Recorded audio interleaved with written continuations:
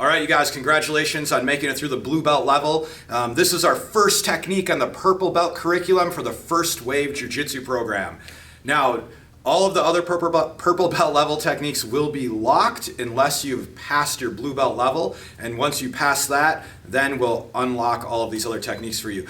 And so this first one today that we're going to be talking about is the principle of KUZUSHI, which is balancing. So grabbing someone's gi or grabbing someone's clothes. When I'm grabbing a hold of someone's gi like this, I'm going to only be using my 3 fingers for the grips, leaving my thumb and my index finger really loose. So I'm holding like this here. So this is my first thing that I'm going to be doing to start to off-balance somebody.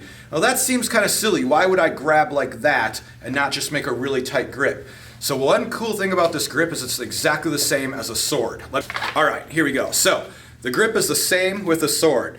And when I grab a sword, I don't make a really tight grip like this, but I have my thumb and my index finger relaxed, and it's the exact same way we grip a gi, which is kind of cool because, you know, this training initially came from samurais, and of course this came from samurais as well.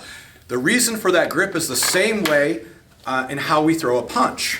When we throw a punch, our hands are nice and relaxed and loose so we can move quickly, and at the moment of impact is when we tighten up our fists.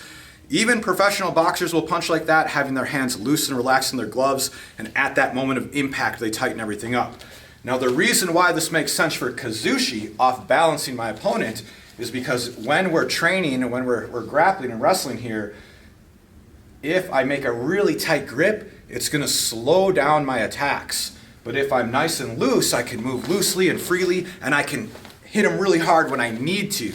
And so that's our first step of off balancing, is how we're going to make a proper grip. All right, now our next step for off balancing is thinking about where someone's center line is. So right now, I've got my son Leo here, and his center line is right there. Now what that means is if I pull him towards me, he'll have base and balance with his lead foot. I can still pull him, but he has base and balance there. If I push him backwards, he has base and balance with his rear foot. But if I push him straight that way off of his center line, he has to take a step back. For example, if I drive him this way, that way, towards his balance line, he doesn't have to step. Don't step.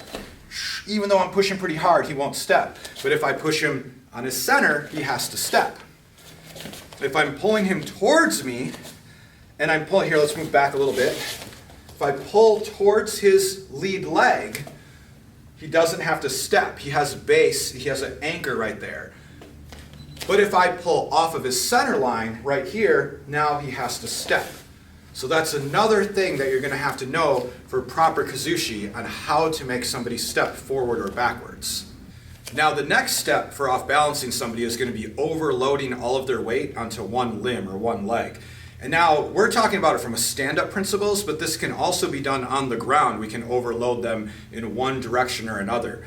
So what that means is, let's say I'm looking to sweep his lead leg there.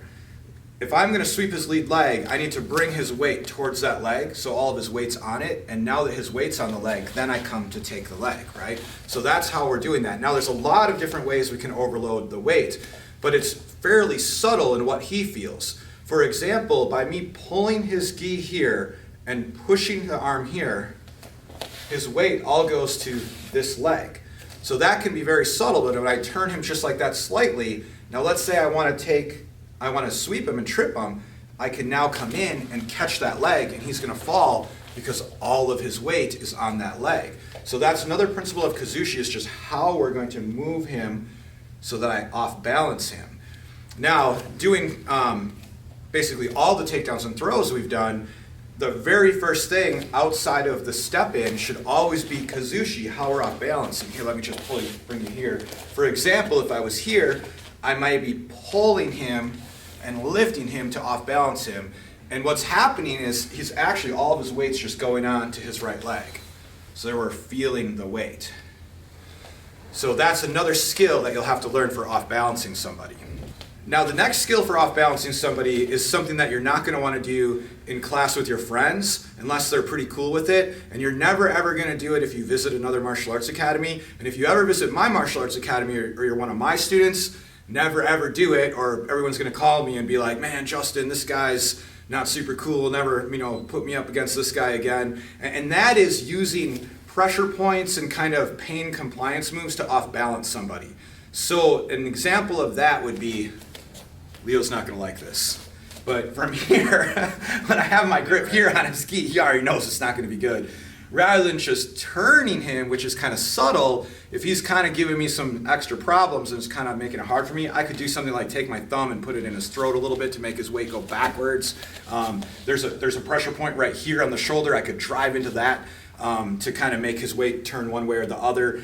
If you can reach, there's pressure points on the arm. You could feel one too. Like there's one, I just felt it. You could use the arms like that to move their weight. I guess the one that I think about the most is just a finger or a thumb into the throat, or when I originally learned it, it was to put your thumb into like the throat area and then push down on that collar. Is that the collarbone there? Whatever bone that is right there. Right here. Yeah. Yeah. Ah, it hurts. Here, let's try it. Ready? So if I come here, you can do it to me. Go ahead. You can do it to me. Ah, it's horrible. He's got long nails too, man. You've been doing a lot of jiu-jitsu with those long nails? Holy cow. All right, so that's a way that you can off-balance somebody using pressure points and pain compliance moves, but that's not something that you're going to want to do to your friends in jiu-jitsu class. So now one of the basic principles of off-balancing someone that we can think about is if I want to throw Leo backwards, oftentimes I'll pull him first. Because when I pull him first, he starts to think, man, I don't want to get pulled. So as I'm bringing him forwards, he's starting to move his weight backwards, and that's when I can come in and take him down, right? Now, with that in mind, instead of doing something, because this is now, the purple belt level, so that's kind of a very, my little kids that are like 6 and 7 year olds understand that principle, but now we can think of that principle the same way as tricking them to think that they're going forward. One of my favorite ways to do this is to fake a forward one-arm throw. So I'll come in here and fake like I'm doing this. They'll instantly kind of base back because they feel like they're going to get forward thrown, and then I come behind them and I end up taking them behind. Back in the day, I won a lot of tournaments, both judo and jiu-jitsu with that technique, and on my purple belt test, that was the first question. But the teacher it was Pedro Sauer who promoted me to purple belt, and he didn't tell me what move to do. He said just fake a forward throw, end with a backward throw, and that's what I came up with, and I've always liked it. So I fake a forward, when they base back, then I come here and I go for that backward throw, which would be kind of like a backward sacrifice throw. And then vice versa, you could do it going forward or backwards. Another way that we can off-balance someone, instead of thinking of moving them backwards or forwards or off to one side, is we can think of bringing them up, okay?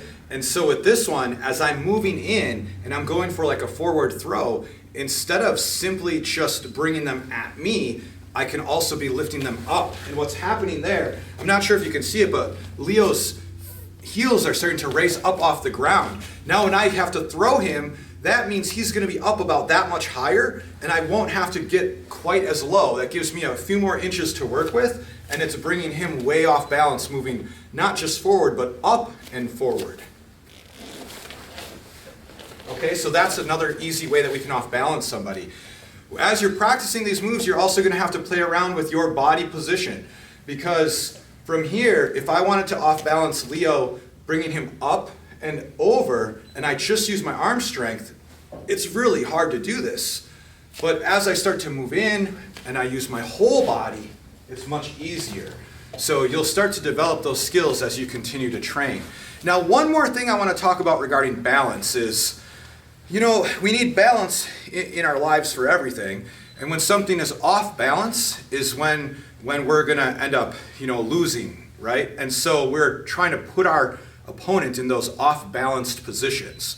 For example, I have to balance my life with martial arts and all of my kids and fishing, right? Leo, fishing, I do a lot of fishing. So there's always a balance that we have to find, right? And when one of those things are off balance in our life, then we kind of tend to fail at what we're trying to accomplish. So we're trying to put our opponent in those off-balanced positions, but we can also apply this to what I've seen other martial arts academies call overloading an arm. Because overloading, or not an arm, but any kind of limb, overloading any kind of limb in jiu-jitsu is also KUZUSHI. It's also off-balancing because all of the distribution of weight is going onto one particular body part. Let's show that with a really simple Americana shoulder lock. If I was thinking about catching Leo here in a shoulder lock, like the Americana shoulder lock, by just taking one arm and pushing his arm might be challenging because he's got a lot of strength. And so I try to do that. He's resisting. I can't get it. So maybe I take both my arms and try it. But even then, if he's resisting, it's still really hard. So I can use this idea of KUZUSHI, off balancing, by tricking them to put all of the weight on one limb, just like we talked about it from standing, but this time it's going to be from the ground. And now all of my weight is going to go right on his shoulder, and so I'm going to off balance him that way. So in this situation, instead of just using my arms, I use my whole body, I use my head, all my weight, all my pressure right onto the shoulder, and then I'll catch the move.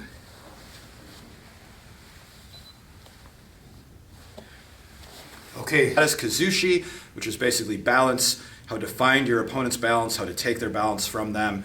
And this is more of a principle than a technique, but you can apply this to many techniques. You can even apply it to your life. And also I would say that, a lot of times when I wrestle, people say, man, Justin, you're so strong, or, man, like you were so fast, or something like that. And you can look at me and you can see that I'm not very strong, and you're just going to have to trust me and that I'm not very fast. I'm not very athletically gifted in any of those ways.